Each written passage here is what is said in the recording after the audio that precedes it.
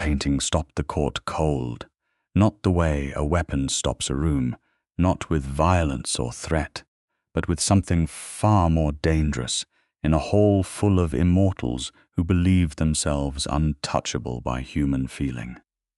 Ophelia Rosenfeld stood at the center of the Dragomir court's grand chamber, her canvas propped against a marble column that had been old when the Roman Empire was young, and every vampire in the room had gone utterly, completely still. Lord Varek had been mid-sentence, his pale lips parted, his silver-white hair cascading over the collar of his coat.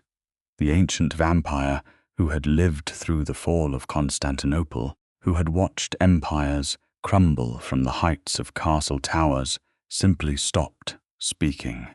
His red eyes moved from the painting to the human woman standing beside it, and for the first time in 3 centuries, something flickered in his face that was not contempt. Ophelia did not flinch. She had been told 100 times not to come here.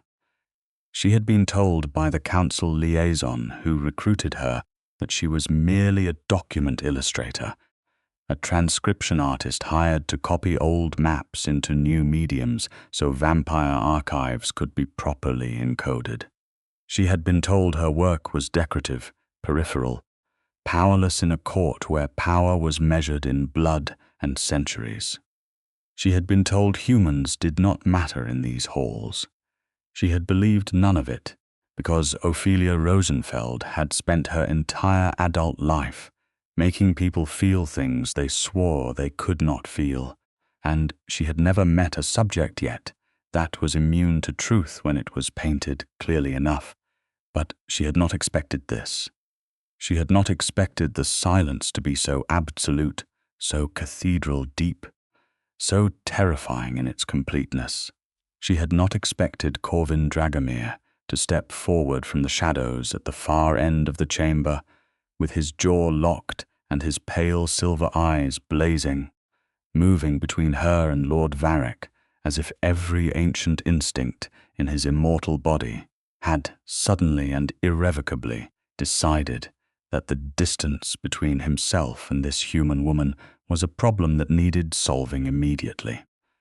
"Enough," Corvin said, and his voice was the kind of quiet that contained a storm. The court did not breathe. Vampires did not need to breathe, but they performed the habit out of old courtesy, and even performative normalcy had vanished from the room the moment the painting had been unveiled. Ophelia turned her head and looked at the man who had been, for the past 3 months, simultaneously her employer, her protector, her most infuriating professional companion, and the reason she had started leaving her studio window open at nights despite every sensible instinct she possessed. He was impossibly beautiful in the way that old, dangerous things sometimes were. White-skinned, white-haired, with the kind of bone structure that painters spent lifetimes trying to capture and usually failed, Corvin Dragomir was the lord of a vampire court hidden beneath the financial district of modern Prague, a man who wore bespoke charcoal suits over a body built for another era entirely, who spoke 6 languages with the easy fluency of someone who had simply been present when they were invented, and who looked at Ophelia Rosenfeld sometimes with an expression she could not name, and had spent 3 months trying to paint out of her system with varying degrees of failure. None of this, she reminded herself, was the point, was the painting. The point was what it had done to this room, and the point, increasingly, was the look on Lord Varek's ancient face as he finally slowly remembered how to speak. "Where," he said softly, "did you obtain that image?" It had started 3 months earlier, in a very different kind of silence.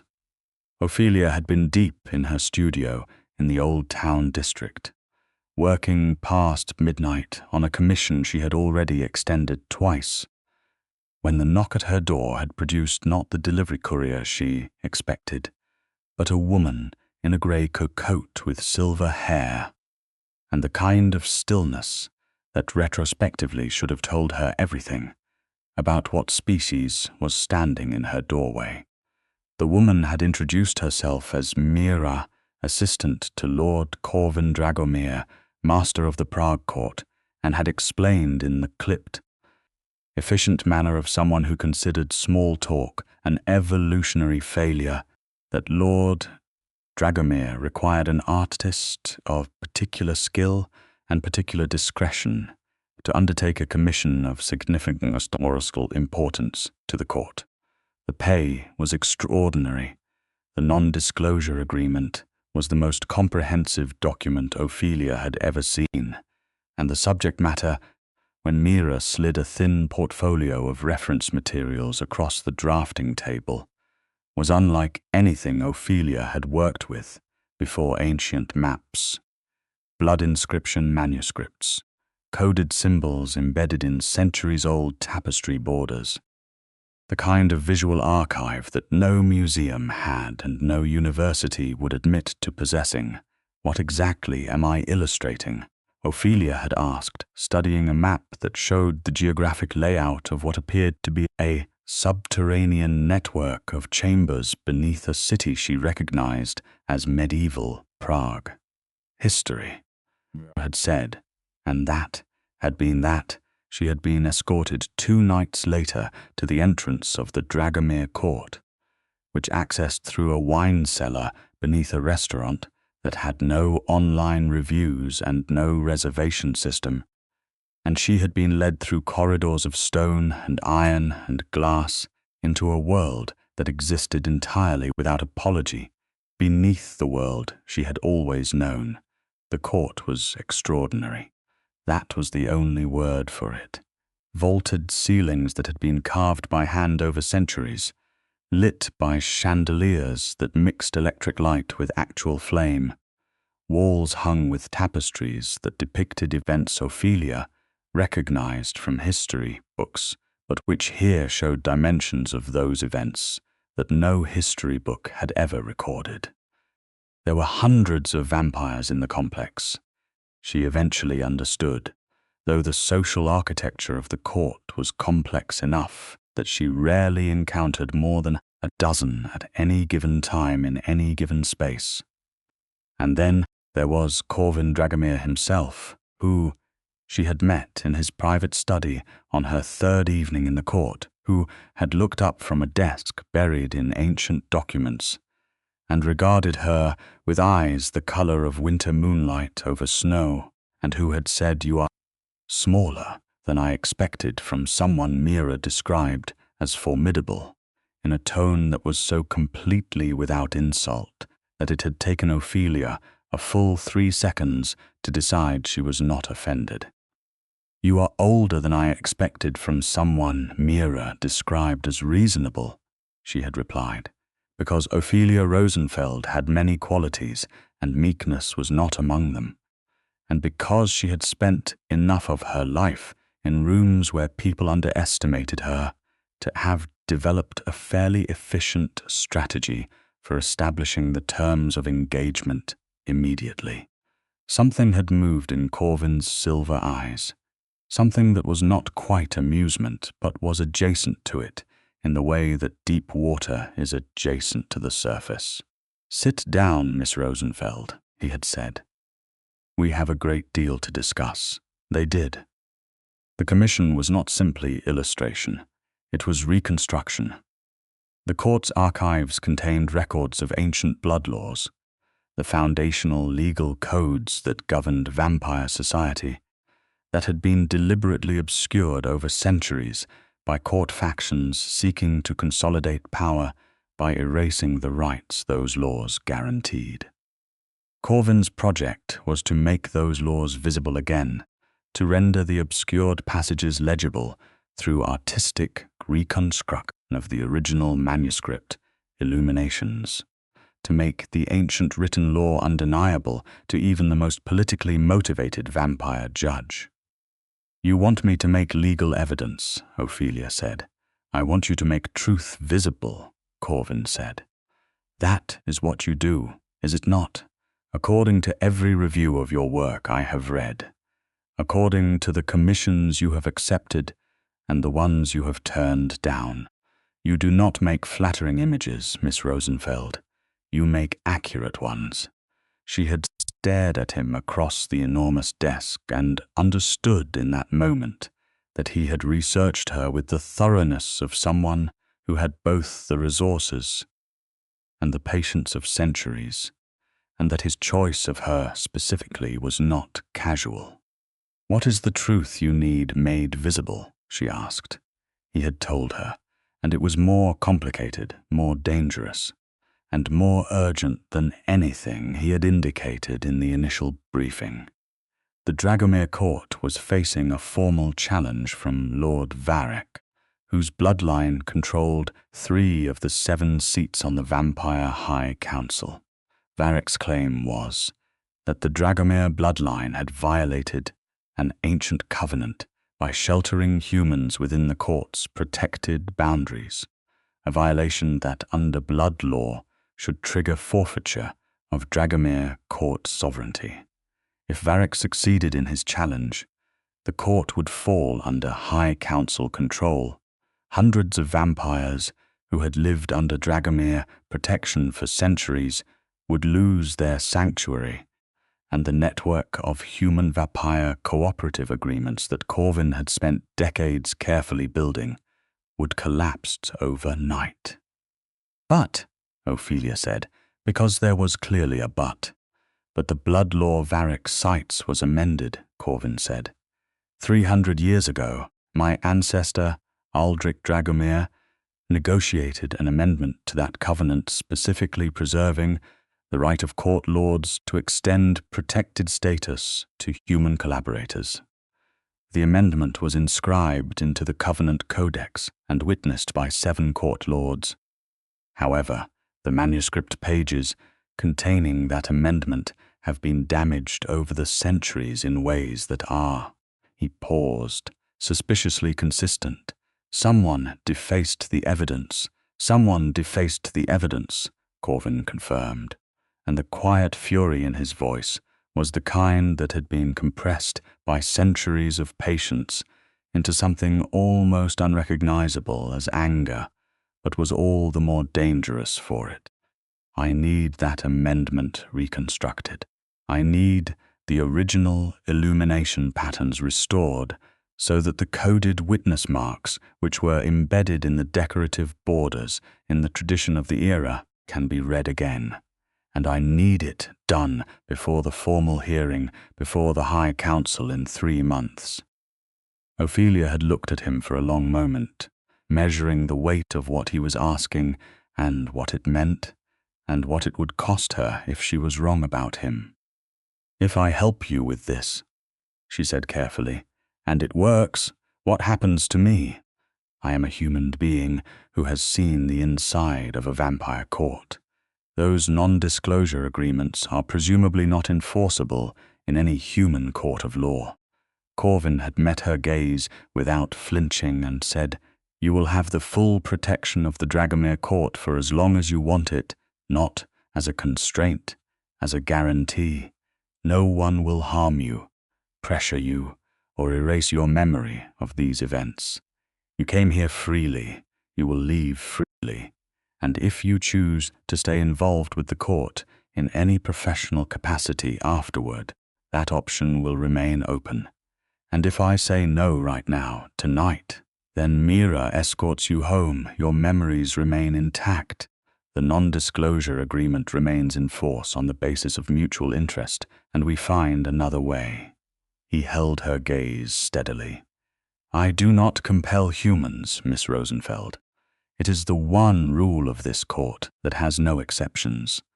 She had believed him, not because vampires were trustworthy by nature, and not because she was naive, but because the quality of his stillness when he made that promise was the quality of something that had been tested many times and had never failed.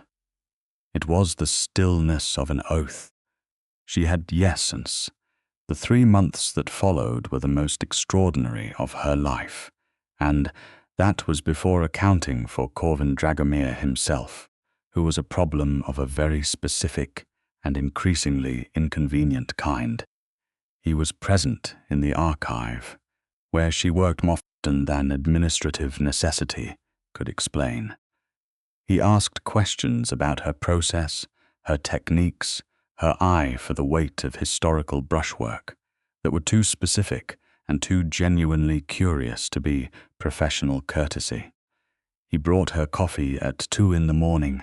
without being asked, which she had mentioned exactly once in passing as a habit, and which he had apparently filed alongside whatever other information he collected about things that mattered to him. He had an opinion about every manuscript they worked through together, a genuine intellectual passion for the visual language of historical documentation that he expressed in the careful, precise way of someone who had learned to be guarded about what he valued, because the immortal life involved far too many opportunities for loss. He sat with her one night in the archive while a winter storm turned Prague into something out of a dream, and talked for 3 hours about a specific style of border illumination used in the Carolingian period. And at some point in that conversation, Ophelia had looked up from the manuscript she was referencing and found him watching her with an expression that was so unguarded and so completely unlike his usual contained precision that she had felt her entire chest rearrange itself around the fact of him. She had not painted him. She had wanted to, very badly, and she had resisted it as a professional instinct until the night 6 weeks into the commission, when she could not sleep, and her hands had simply gone ahead without her permission and produced a charcoal study of his face in the particular quality of light that existed in the archive at 3 a.m, which was not electric and not quite natural, but something atmospheric and old that the ancient stone seemed to generate on its own. She had kept the study in her bag and told herself it was reference material. She had not told herself what she was referencing it for, because that answer was obvious, and she was not ready to deal with it. The professional complication was real, and it was significant. She was human, he was immortal. She was here on a specific commission with a specific end date. The court was a political environment in which personal entanglement with the court's human collaborators could be weaponized against Corvin by his enemies, of whom he had many, and of whom Lord Varek was only the most currently active. Being close to Corvin was dangerous. Being known to be important to Corvin was more dangerous. She understood this without being told because she paid attention to how the court moved around him, how other vampires calibrated their behavior based on what and whom he visibly valued. She had told herself to be careful. She had been careful in all the practical ways, professional and measured and deliberately unsentimental in her conduct during working hours. And then she had found the secondary archive. It was an accident, or close enough to one to constitute the same thing.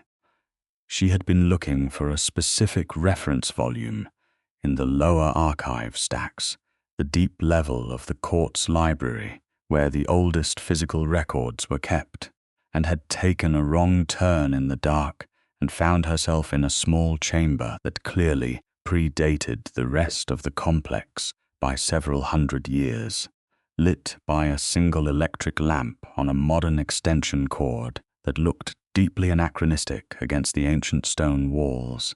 The chamber contained one thing: a single painting, large, older than anything else in the archive, framed in iron so corroded it had partially fused with the stone wall. The subject of the painting was a scene Ophelia recognized from the Covenant Codex she had been working with for weeks, specifically the moment of the original Covenant signing, rendered in a visual style that predated any of the manuscript illustrations she had been analyzing. But the painting showed something the manuscripts did not. In the border of the painted scene, rendered in the same visual cipher language as the manuscript illuminations, was a complete and undamaged version of the amendment. Not a damaged text, not a coded reference, a fully legible, visually encoded record of the amendment, inscribed in paint rather than ink, and therefore invisible to whoever had methodically defaced the manuscript pages because they had not known this companion record existed. Ophelia had stood in that small chamber and understood that she was looking at the key to everything. The amendment was here. The witness marks were here. The blood law that Varek was attempting to weaponize against the Dragomir court was here, clearly, completely, and beautifully contradicted by a painting that was older than Varek himself. She had done the only logical thing. She had spent 6 weeks doing what she did best. She was not simply a copyist. She was not simply an illustrator. Ophelia Rosenfeld was a painter of extraordinary technical precision, who had spent a decade developing a methodology for reconstructing historical works that made the invisible visible through layered glazing, precise chromatic analysis, and a grasp of historical visual language, so deep that she could, given enough time and reference material, produce a reconstruction that preserved every encoded element of an original work with documentary accuracy. She reconstructed the painting, working from the original in that small chamber, working with the manuscript references she already had, working with the particular obsessive patience that was her defining professional characteristic. She produced a large-scale reconstruction that rendered every element of the original in pristine, legible clarity.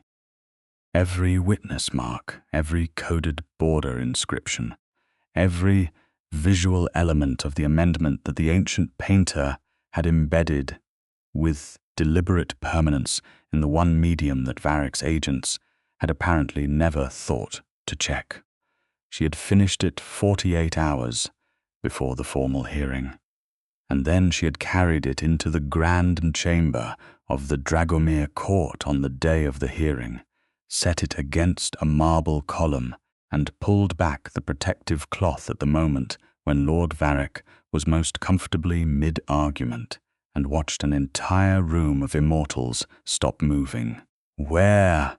Lord Varek repeated very quietly. "Did you obtain that image?" Ophelia felt Corvin's presence behind her like the specific warmth of a fire in a very cold room. He had not touched her. He did not need to. The simple fact of his position, close and deliberate and absolutely certain, communicated everything about how he would respond to anyone in this room who decided that the human woman and her hunting represented an opportunity rather than an obstacle. She found it, Corvin said, in your own archives, and the room, which had been very still, became the specific quality of still that precedes something breaking. That painting, Varek said, and his red eyes had sharpened to something between fury and fascination, has been sealed in a lower chamber for 400 years. Sealed, Corvin said, but not destroyed. You did not destroy it, Varek. May I ask why? The question landed precisely where it was aimed. Varek's composure shifted by the smallest possible degree, a flicker of old pride warring with new calculation, and in that flicker Ophelia saw everything she needed to understand about the situation. Varek had not destroyed the painting, because destroying it would have required acknowledging its existence.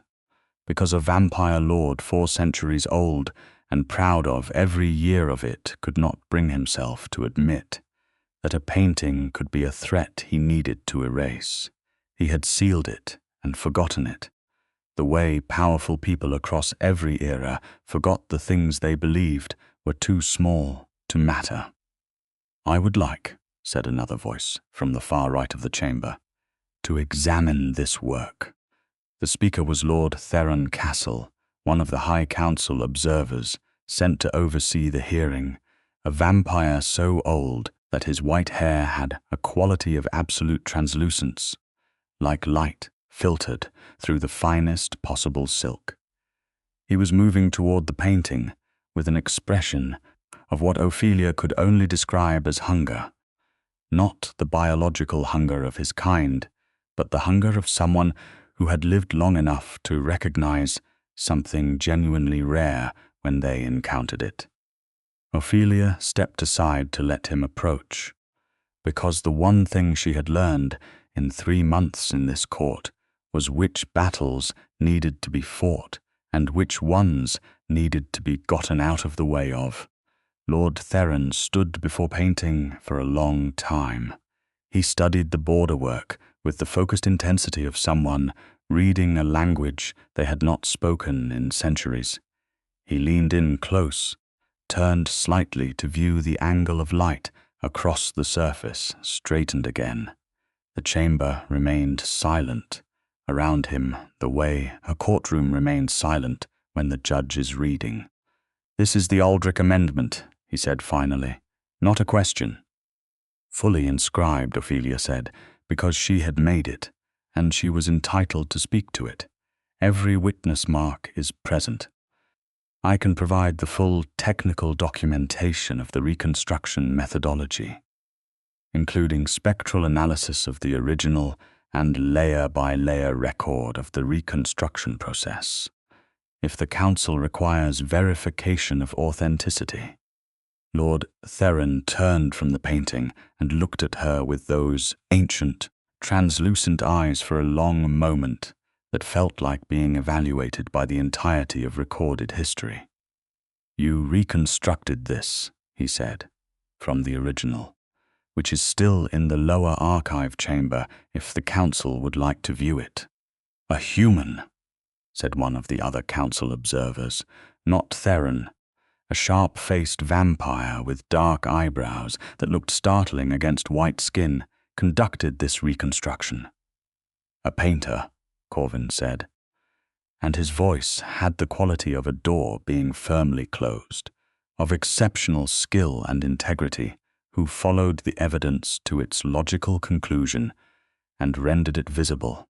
"The council is welcome to verify both the original and the reconstruction by whatever means it deems appropriate.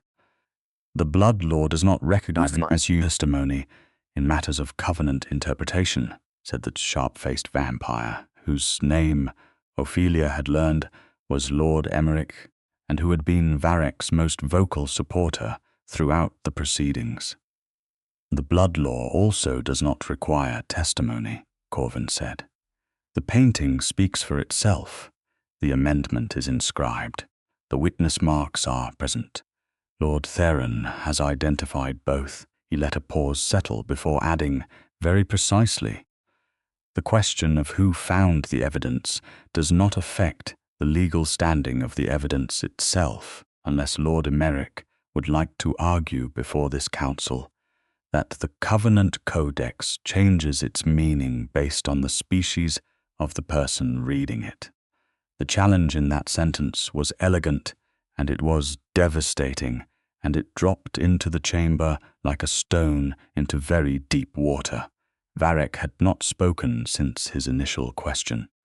He was watching the painting with the expression of someone calculating losses, and from the quality of his stillness, Ophelia understood that he was not finished, that this was not a man who would accept a reversal of this magnitude gracefully or immediately, and that the danger in this room had not diminished simply because the argument had shifted. She was right about that. She was right about it in a way that became immediately and physically relevant, approximately 30 seconds later, when Lord Varek stepped forward and 2 of the vampires who had been flanking him moved as well, and the quality of the room's danger shifted from cold to immediate.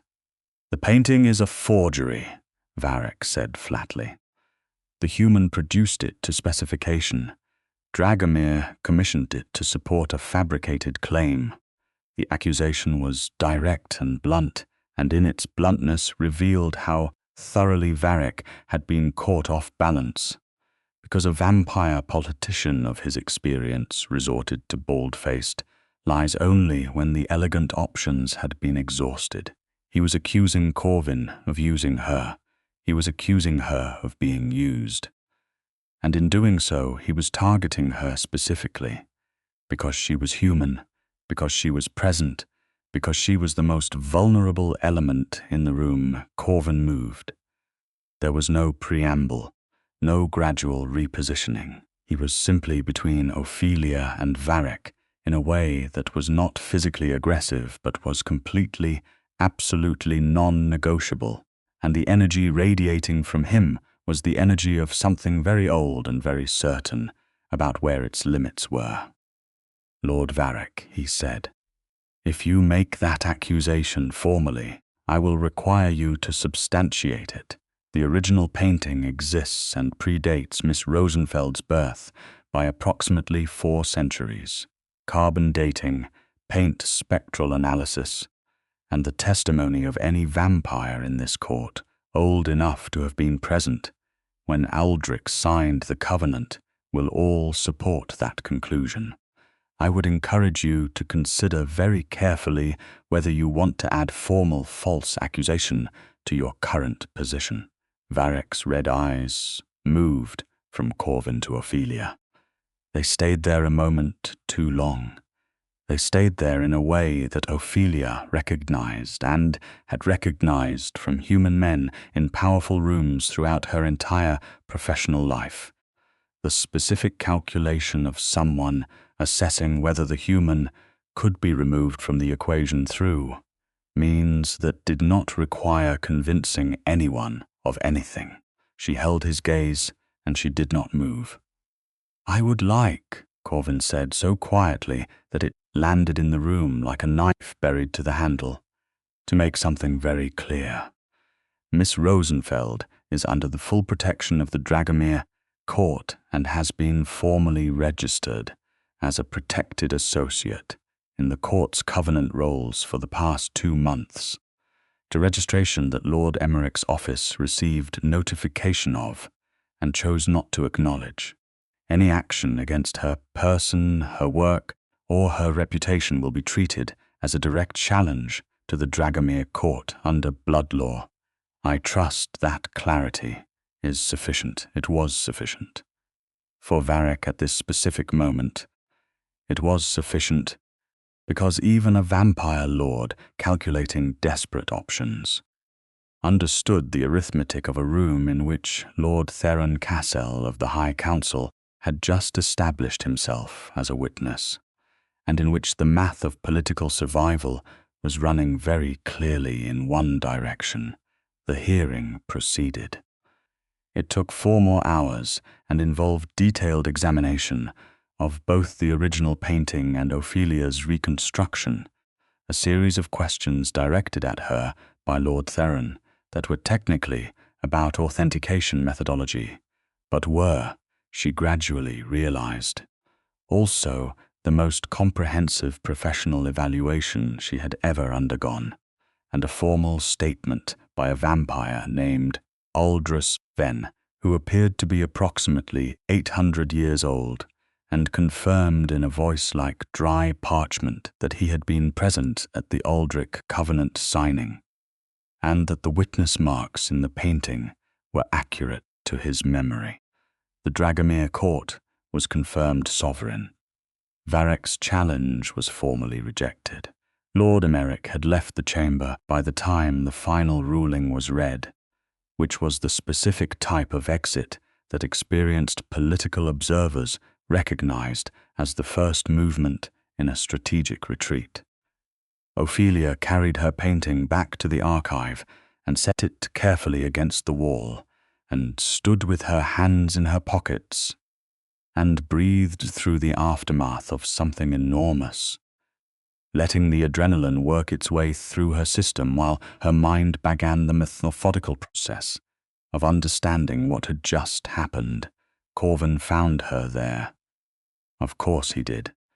He came through the archive door with a particular quality of movement that she had spent 3 months developing an almost embarrassing appreciation for, precise and quiet, and carrying a weight of intention that the physical form barely contained. And he stopped a few feet away and looked at her with his silver eyes and said nothing for a moment.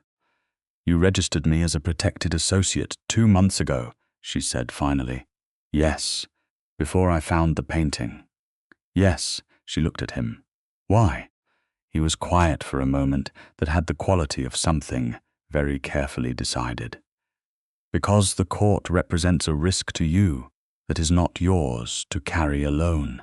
Because you came here in good faith, and you work here in good faith, and it is not acceptable to me that you should bear the consequences of our politics without the protection of our laws." He paused. "Because the alternative was to be the kind of court lord who allows a human being he respects to be vulnerable in a situation he controls.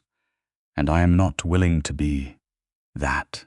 "You could have told me," she said. "I could have. I did not want you to feel managed." He held her gaze very steadily. "I am aware that I have a great deal of power in this context, and you have relatively little, and I do not want that asymmetry to make you feel that your choices here are less than entirely free." Ophelia looked at him for a long moment, at the careful precision of his face, and the quality of his stillness, and the way that he had just articulated, without any prompting, exactly the concern that she had been quietly navigating for 3 months, and she felt something in her chest resolve in a way that was very final. "Corvin," she said. "Yes." "I have something to show you." She reached into her bag and took out the charcoal study she had made of his face 6 weeks ago, the one she had been carrying around, telling herself was reference material, and she held it out to him. He took it. He looked at it. The particular quality of stillness that came over him was different from his usual controlled composure. It was the stillness of something that had been very carefully held in play for a long time, suddenly being allowed to rest. "When did you draw this?" he asked. "The night we spent 4 hours talking about Carolingian illumination," she said. "I could not sleep afterward." He looked up from the drawing, and his silver eyes had the quality that she had seen once before, that night in the archive, the quality of something unguarded. "Ophelia," he said, with careful precision, "I need to tell you something. Yes, I have spent 3 months in a professional relationship with you that I have conducted with scrupulous propriety, and I intend to continue conducting myself with propriety for as long as you are working under commission to this court, because it is the correct thing to do, and because I will not place you in a position where you feel that your professional standing here is contingent on anything personal. That seems reasonable," she said. "Yes." He held her gaze. "However, the commission will be formally concluded within the next week. Given the outcome of today's hearing, it will. After which you will be a free agent. Professionally speaking, with no obligation to the Dragomir court beyond the terms of the non-disclosure agreement." "Correct at that point," he said. "I would very much like to have dinner with you." The simplicity of it hit her somewhere between the sternum and the throat. After everything, after the court and the blood law and the painting in the ancient chambers and the 4 hours before the High Council and Varek's red-eyed calculation, and the way Corvin had moved between her and danger without hesitation and without drama, because it was simply what he did. After all of that, the thing that got to her was the directness of it. "Dinner," She laughed. She had not laughed in this court in 3 months, not really, not freely, and the sound of it surprised her as much as it surprised him. Yes, she said, obviously yes. The expression that crossed his face was so thoroughly and unexpectedly young that she had to look away for a second to give him the privacy of it. The formal closing of the commission required a week of documentation, authentication filing, and a very long meeting with Mira about archival protocols, during which Mira regarded Ophelia with the specific expression of someone who has observed a developing situation for 3 months and has opinions about it that she is professionally required to keep to herself. Ophelia found this very funny, which she also kept to herself. Lord Varek sent a formal communication 3 days after the hearing. It was addressed to Lord Dragomir and was phrased with the elaborate courtesy of a vampire acknowledging a defeat while demonstrating that they had not lost their dignity. Corvin read it once, set it aside, and said nothing about it in Ophelia's presence, which told her more about the nature of vampire political culture than any of the manuscripts she had spent 3 months analyzing. What did concern her practically was Lord Emmerich. Emmerich had left the hearing and had not been formally heard from since, and in Ophelia's experience, the things that go quiet after making noise in a political room were more concerning than the things that continued to make noise because at least the latter were visible. She mentioned this to Corvin on her last official day in the archive, while she was packing the reference materials she had accumulated, and he was standing beside the bookshelf, doing the thing where he was very obviously not leaving when he could have left. Emmerich is a concern, Corvin agreed. He does not have Varek's resources or Varek's standing, but he has different kinds of connections, and he is considerably less disciplined. We will be monitoring the situation. We, she said. The court. Yes, he paused, and I will personally ensure that any monitoring includes your security, given that he has now seen your face and understands your role in the hearing outcome. This was the first time the word security had come up in direct relation to her, and Ophelia sat with it for a moment, not with fear, because fear was not her primary gear, but with the pragmatic recognition that the world she had spent 3 months stepping further into was one in which the ordinary protections of ordinary human life did not fully apply. "Are you telling me," she said, "that having dinner with you comes with a side order of vampire court protection detail?" "I am telling you that I will not allow the work you did, the courage it took to do it, and who you are as a result of all of that, to make you a target without also making you someone with every resource available to this court behind her." He said it straightforwardly, without apology for its weight. "That is not negotiable. If that is a problem, I need to know." She thought about it genuinely for the space of several seconds, which was the honest and appropriate thing to do, because the question deserved a real answer and not a romantic one. "No," she said, "that is not a problem."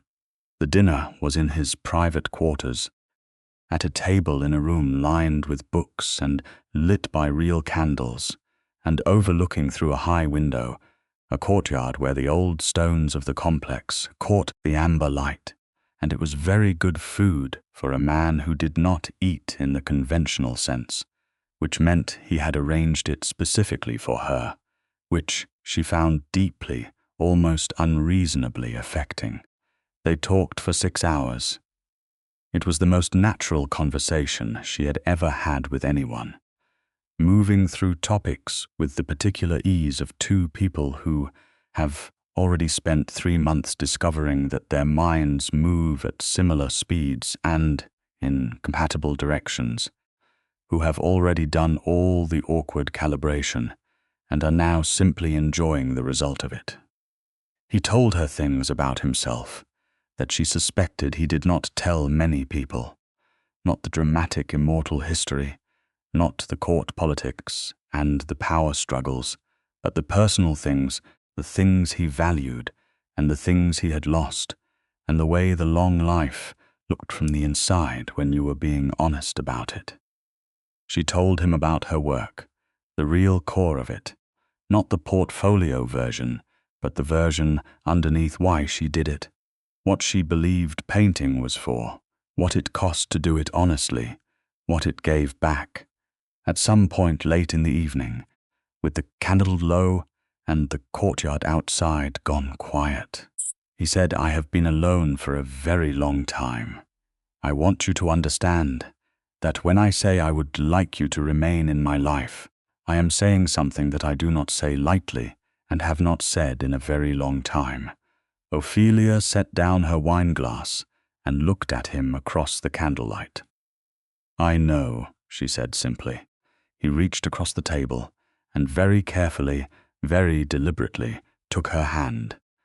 His fingers were cool and very certain around hers, and the quality of the hold was the quality of something that intended to be permanent. "The immortality question," she said, because they were both too honest to leave it sitting in the room unaddressed, "is real and significant. Yes, I am not going to pretend it is not complicated. I would not want you to. What does it look like?" she asked. "Practically, long term, for a human in a relationship with someone who is not." He was quiet for a moment. "There are options," he said carefully. "The vampire world has navigated this before. There are blood rights that can extend a human lifespan significantly without full conversion, if that is the direction someone would eventually choose. Full conversion exists and is its own complete and permanent decision. Some humans choose to remain human and accept the natural timeline." He held her gaze. "There is no correct answer. There is only the answer that is honest for the people involved, and the conversation about it belongs to us, not to the court, not to blood law, not to any external authority. How long before it needs to be decided?" "Not tonight," he said. "Not soon. You have years before it is a pressing question. I would rather you have the time to know your own mind than feel rushed into a choice by the fact that I have already had centuries to think about what I want." She turned her hand under his and held back, deliberate and certain. "What do you want?" she asked. He met her eyes in the candlelight, and for the first time, without any political audience or professional context or need for containment, she saw his face completely unguarded. The wanting in it was enormous and old, and had clearly been living in the careful architecture of his composure for longer than was comfortable, and the fact that he was letting her see it now was itself the most significant thing he had said all evening. "You," he said, simply entirely, "if that is a choice you eventually want to make freely." The word eventually was doing a great deal of work in that sentence, and she appreciated it and loved him for it, and also understood that she needed to be honest about where she was. "I think I have been in love with you," she said carefully. "Since the night you told me you do not compel humans, I think that was the moment I understood what you were, not your species, you specifically, and I have been managing that knowledge for 3 months in a professional context, which I also understand you were doing simultaneously, and I would like to stop managing it now, if that is acceptable." He was out of his chair before she finished the sentence, not with the vampire speed that she had seen occasionally and found both astonishing and deeply telling about the nature of him, but with ordinary human urgency, the kind that does not calculate.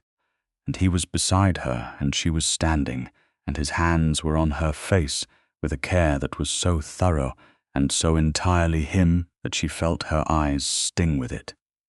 "It is acceptable," he said quietly, and kissed her.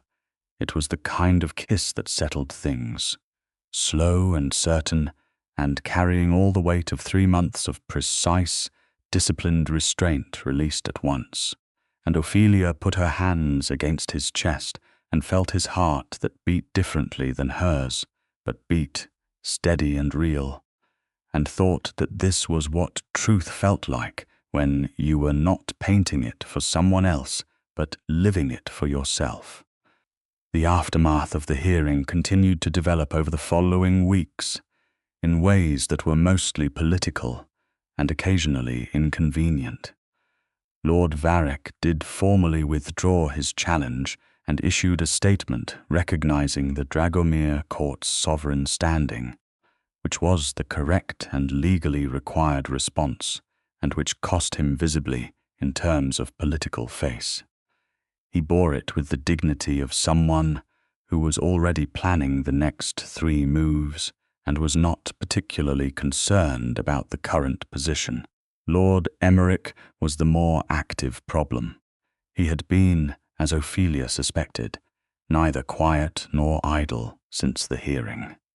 He had been reaching out to fringe elements of the vampire political network, the kind of factions that operated in the spaces between the established courts and the High Council's authority, attempting to build a coalition argument that the Dragomir court had violated a different blood law, one concerning the use of human agents in covenant disputes. It was a thinner argument than Varek's initial challenge, legally speaking, but it was creative in its way, and it had gathered some traction in the right kind of shadows. Corvin addressed it with characteristic efficiency. He formally presented the court's registration of Ophelia as a protected associate to the High Council archives, which legally preempted the coalition argument by establishing that she was not an agent but an affiliate, a distinction that mattered significantly under the actual text of the blood law in question. He then arranged a formal meeting with Lord Theron, who had developed a specific and evident respect for Ophelia's work during the hearing, and the meeting resulted in a High Council acknowledgement that the Dragomir court's use of human expertise in archival reconstruction was consistent with existing covenant provisions. Lord Emmerich's coalition collapsed within 2 weeks. He retreated to his own territory and was, by most accounts, unlikely to be a meaningful political force for at least the next decade. Ophelia was present in the court when the final High Council communication arrived. She was in the archive, not working on commission, but working on a personal project that had been developing in the back of her mind since the night in the small chamber when she had found the ancient painting, a series of large format works, exploring the visual language of the vampire world's historical record in a way that was not documentary but artistic, her own response to everything she had seen and understood in these months. Corvin came in with the communication and stood in the doorway reading it, and then looked up at her with a quality of relief that was very quietly enormous. "It is over?" she asked. "The challenges are over," he said. "The politics will continue, they always do." He crossed the archive and looked at the canvas she was working on, which was currently a deep ground of dark blue and old gold, with the first tracings of a visual language that was entirely her own translation of the historical codes she had spent months learning. "What is this?" "Something new," she said. "Not a commission mine." He studied it for a long time with the specific quality of attention he gave to things he found genuinely beautiful. "Will you show it here?" "If the court wants it, I want it," he said without ambiguity. She smiled at her canvas. "Then yes." There was a formal dinner 3 weeks after the resolution of the Emeric situation hosted by the Dragomir court for its allied courts and extended affiliates, the kind of large-scale social event that vampire politics required periodically to consolidate relationships and demonstrate stability. Ophelia was invited not as a guest or a curiosity, but as a member of the court's extended circle, which was a status that had been quietly established over months and was now simply understood. She wore a green dress, the color of old copper, because she was an artist and she had opinions about color, and arrived with Corvin, who was in charcoal and white, and who looked the way he always looked, which was as though he had been specifically and deliberately designed to make her want to draw him. The evening was significant for several reasons. Lord Theron Castle was present and sought her out specifically to tell her that he had visited the small archive chamber and examined the original painting at length, and that he was preparing a formal motion to have the chamber documented and preserved as a protected historical site under High Council authority. He also said, with the slightly unexpected warmth of someone who had lived too long to bother with pretenses about what moved them, that her reconstruction was the finest piece of historical visual work he had seen in 200 years, and that he hoped she would consider further work with the archive. She said she would consider it. She also met, for the first time properly, the other humans in the Dragomir court's extended circle, a handful of people in various professional capacities, whose presence in this world had been similarly negotiated and formally established. A linguist who had worked with the court's oldest documents for 15 years, a historian who served as a cultural liaison to several academic institutions that the court quietly supported, a legal scholar who had spent a decade developing the framework that allowed the court's human affiliate registrations to hold up under scrutiny. They welcomed her into their company with the particular warmth of people who understood exactly what she had done and exactly what it had cost, and were very glad she was there. It was, Ophelia thought, the kind of community she had not known she was looking for. Strange and old and operating by rules that the ordinary world knew nothing about, but governed by the same things that governed any community that deserved the name: commitment, shared purpose, and the willingness to protect what mattered at actual cost.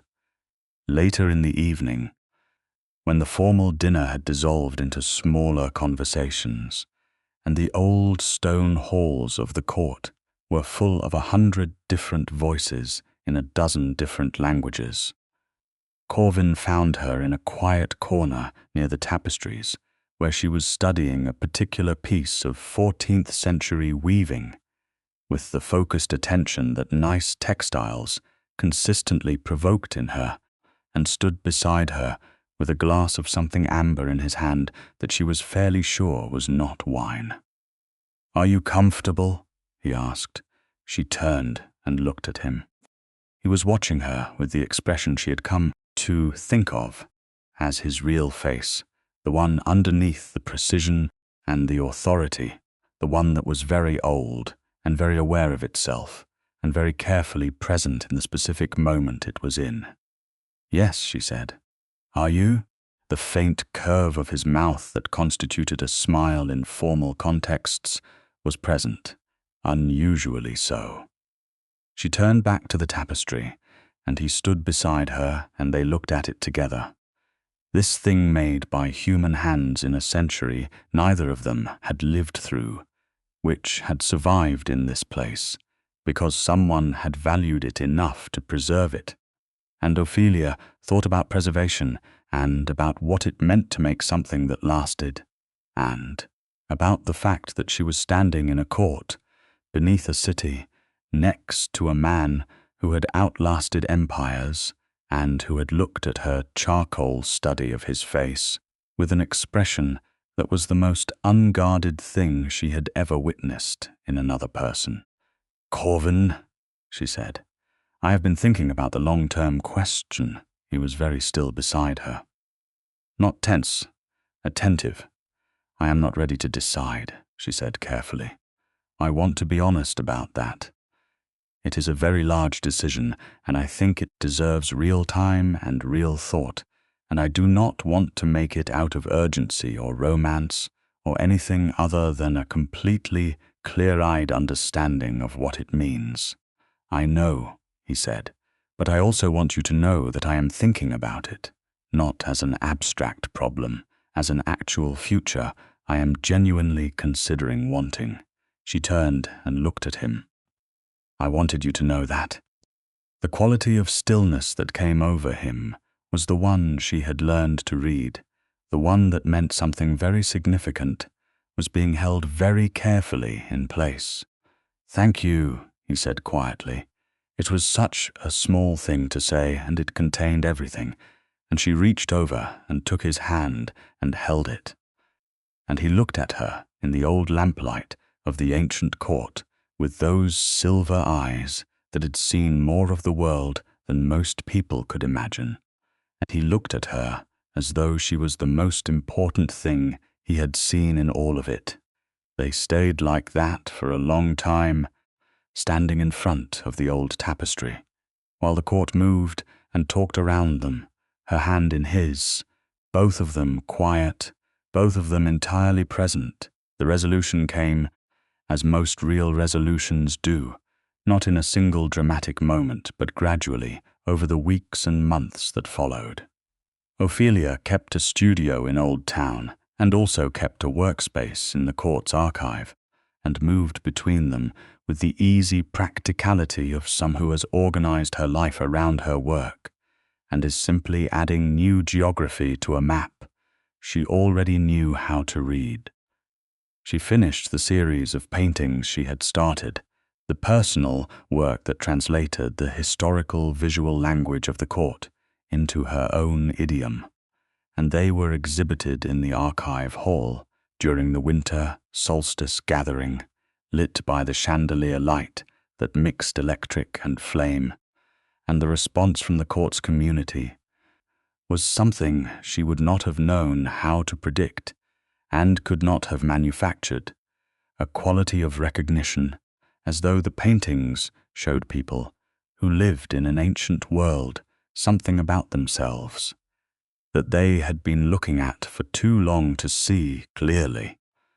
Lord Theron purchased 3 of them for the High Council archive, which was both a significant honor and a very strange sentence to be able to say about one's professional life, and Ophelia said it to herself a few times just to verify that it was real, and that she had indeed arrived at the point in her life where the Vampire High Council was a collector of her work.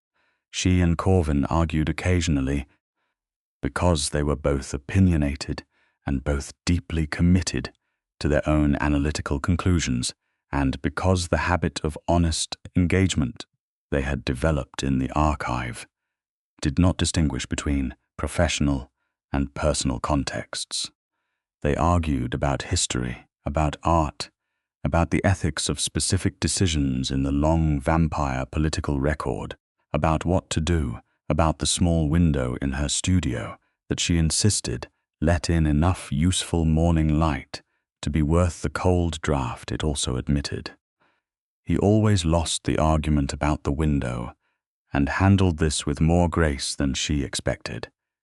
He was also, in all the ways that actually mattered, everything she had read in his face from the beginning, protective without being controlling, confident without requiring her to diminish herself, capable of the full, focused quality of attention that was his most characteristic expression of care, attention that said you matter, specifically, as you actually are, not as I need you to be.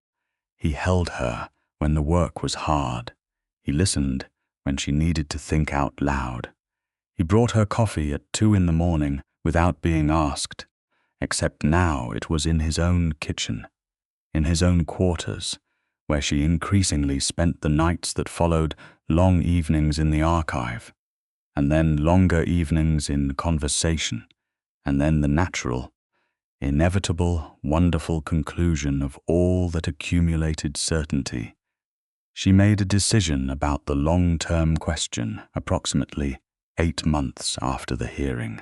She made it clearly and without urgency, and on a Tuesday afternoon, when there was nothing dramatic happening, which was how she had known she had reached the actual answer rather than an emotional one. She had been thinking about it for months, in the honest, careful way she had promised herself she would.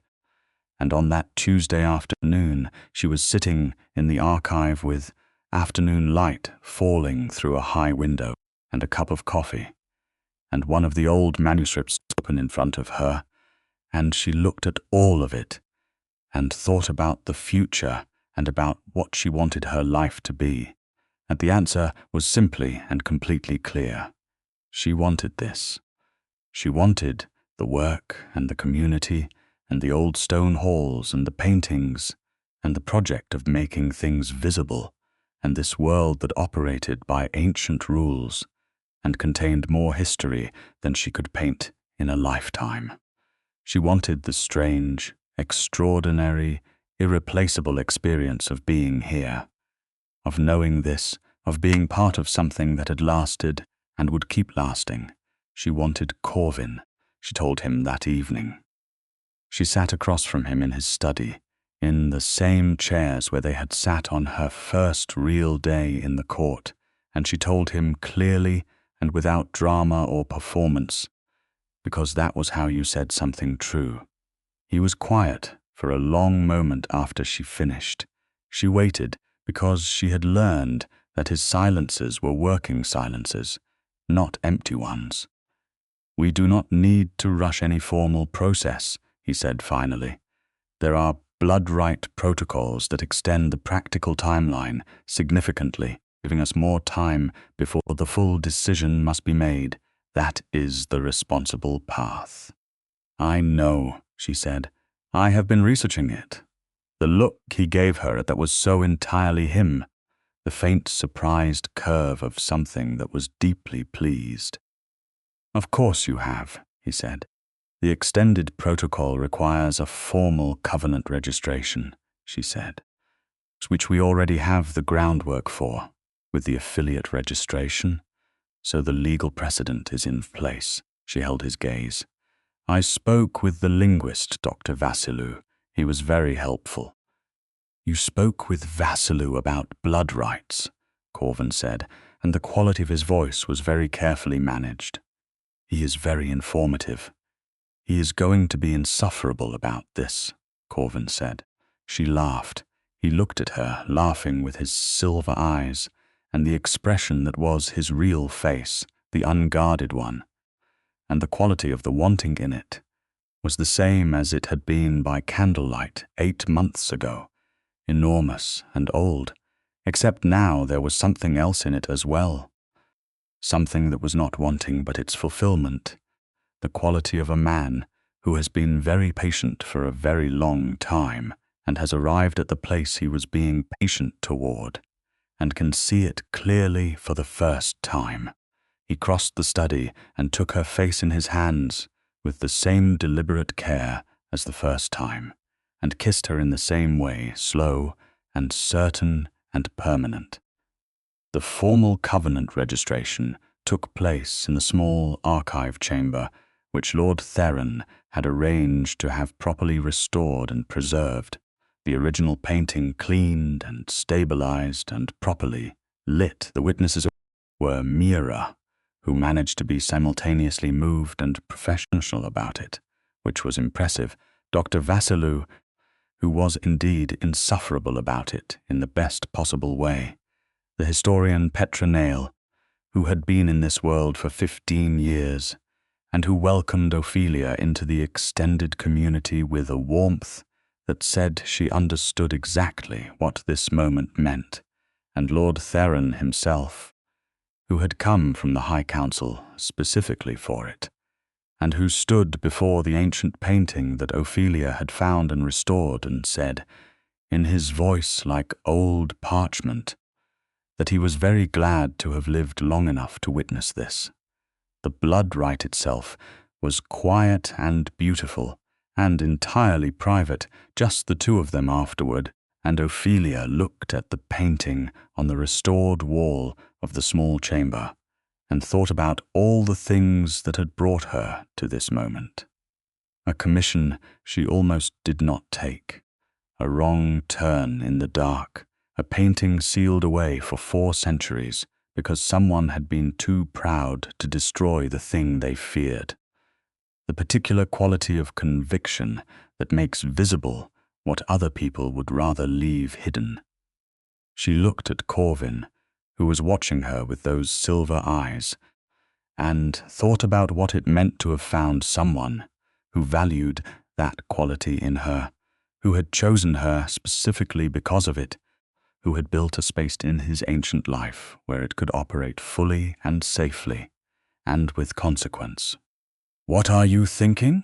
he asked. "That I am very glad I took the wrong turn," she said. He raised an eyebrow. In the arc, and in general she took his hand. "I have a tendency to take the less obvious path. It has not always served me well. It served me exceptionally well this time." He looked at her, and his expression was the beautiful, unguarded one, and he lifted her hand and pressed his lips to her knuckles with the formal courtesy of a man who was also old enough to mean it entirely. "It served us both exceptionally well," he said. Outside the small chamber, the court continued.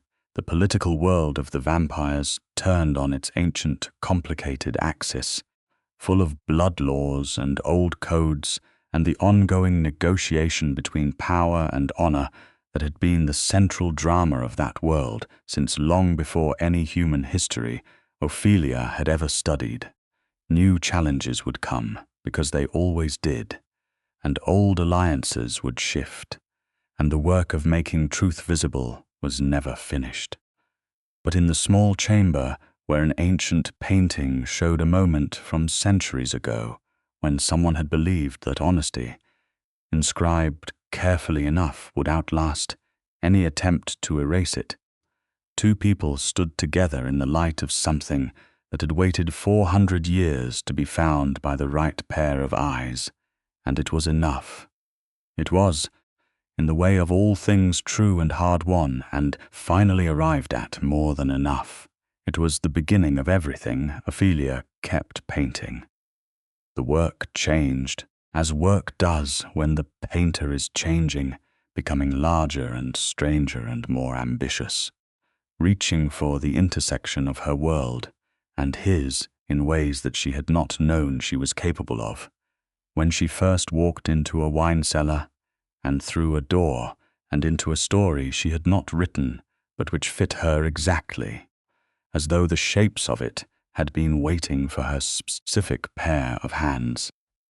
She finished a large work that winter, the one that Corvin privately thought was the most important thing she had made, which showed the small archive chamber from the perspective of the doorway, the original painting on the far wall, the single electric lamp on its anachronistic extension cord, the quality of light that was neither modern nor ancient, but something that could only exist in the overlap between them.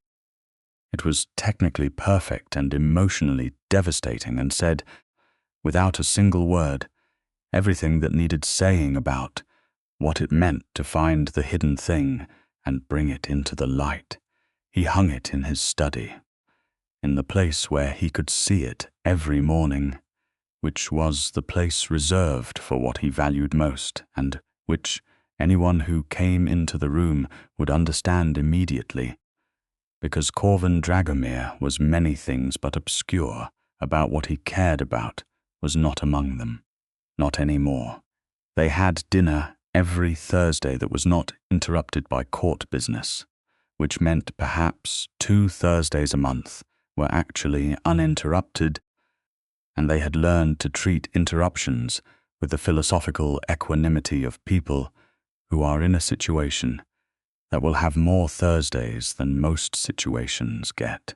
They fought occasionally and laughed more than that and talked always with the quality of engagement that had characterized them from the first evening in the archive, when they had discovered that their minds operated in compatible registers and that the world was a more interesting place when examined from two perspectives simultaneously.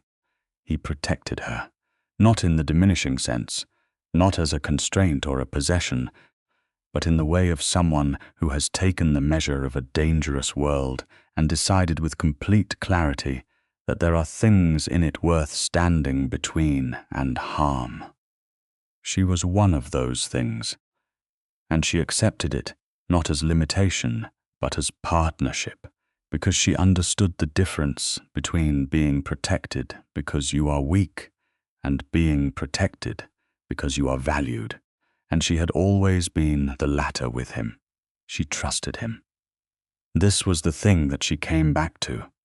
In the quiet of late evenings, with his arm around her, and the court quiet, and the old stones of the place, doing whatever old stones do when the century settles into them. She trusted him completely, which was the most extraordinary thing she had ever given anyone, and she knew he understood the weight of it, because he held it with both hands always, the way he had held her charcoal study of his face on the night that everything began to resolve, as though it was both very fragile and the most important thing currently in the room. They were very, very good together. That was the simple truth of it, in all the complicated, extraordinary, ancient, dangerous, beautiful strangeness of what their life was.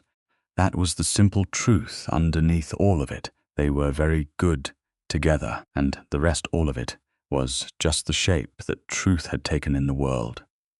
Outside, Prague moved through its seasons in the way it always had, ancient and modern and entirely itself, full of history, stacked in layers that most people walked across without knowing what was beneath. But some people did know. Some people had found the door and walked through it and stayed, because what was on the other side was worth the knowing, worth the complication, worth the particular and irreplaceable experience of living in a larger world than the one you started in. Ophelia Rosenfeld had painted truth, visible in a room full of immortals who believed they were beyond being moved, and it had changed everything. But what she knew now, in the way of deep knowledge that comes from having lived something rather than simply understood it, was that this had always been the point of the work. Not the impact, not the outcome, not even the legal ruling that had protected a court full of people from a blood law weaponized against them. The point was the painting itself. The point was the belief, practiced daily and with discipline and without apology, that truth, inscribed carefully enough, will outlast any attempt to erase it. She believed this. She had always believed this. And the life she was living now, in an ancient court beneath a modern city, making work that mattered and loving a man who understood exactly what she was and valued it exactly, was the truth that she had painted herself into, one careful and courageous stroke at a time. It was a very good life. It was, in all the ways that counted, precisely the life she had been working toward without knowing it, in every painting she had ever made that chose honesty over flattery, clarity over comfort, and the thing actually there over the thing that would have been easier to see. She was, in the end, exactly where she was supposed to be, and so, at last, was he.